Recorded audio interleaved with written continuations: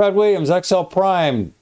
How about we look at some product, very simple, very straightforward, similar to the previous tutorial. And what's our criteria? Let's take a look. Up above, you remember I said if you can avoid hard coding, do so. Here we have, what's our layout? We have an array. We need list 1 and list 2. That's the only way it works. Over here, you can use a formula based on the SUMPRODUCT function to conditionally sum multiple columns using one criterion. Here's how it works. Here's our anatomy. SUMPRODUCT B5, B10, B5 to B10 equals G2 times C5, E10. List 1 would be this across the columns. We're going columns, and then we're grabbing the entire list, C5 to E10. What we're going to do is look for spinach. Where? Well, B5 to B10. Right here, B5 to B10. And we're going to add up if there's any spinach. Well, we have no spinach. Keep going, hit F9 until we find lettuce. You can see there's 10 and 17. If this is a huge worksheet with just hundreds and hundreds of columns and rows, well, this is where it comes into play. It's a nice function in terms of what it does. Go under the hood. Like I showed you before, we're going to have two arrays. B1, that's array 1, and then C5. But we have to define something. We need the criteria, and even though it says there's no criteria, here it is. You're going to have to define what it is we're trying to do. If we go in here and we just grab this array, well, that's not what we want. We want to grab this. We want to grab array 1, F9. Well, I guess we could do this under one array because we're using this multiplier right here inside. We'll take care of it all in one fall swoop. 0, 0, 0, 0, 0.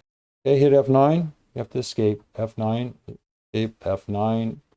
Under one array, F9, we take care of everything. And why is it not lining up? Because the alignment here is off. Align, you see up here, this is center. To go left or right, whatever. And then go in here, F9. Well, anyway, you can see SUMPRODUCT 000751. What are we doing? Here's something that's critical. Notice, okay, you're going to need to look closely. Let's see if I can expand this. I have to, what I'm trying to point out here is when you're looking in here, we're working with columns. You have to recognize this internal structure, F9. So we're counting across here. It should be 3 numbers. Notice we have comma, comma, semicolon. That's sort of a database requirement. So in order to break this column, we use the semicolon. We go 0, 0, 0. That means carrots are all zeros because they're not spinach. And then spinach will show up 751. Then carrots 0 and 0, 0, 0, 0. Had this all in a row, this would just be a comma. Center. That's pretty much the SUMPRODUCT. The question here you're going to ask is, why don't we have a double unary? What happened in that previous example? We were dealing with what?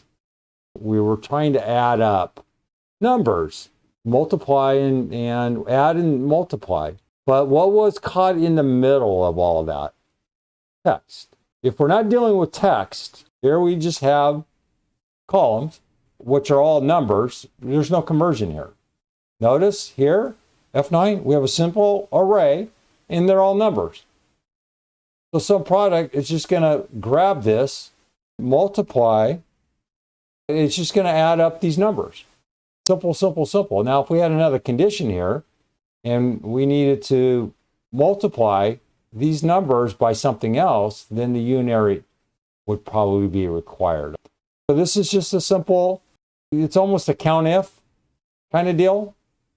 Here we threw in SUMIF.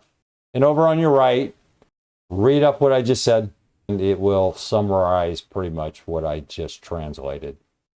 Brad Williams, Excel Prime. Thanks for your time.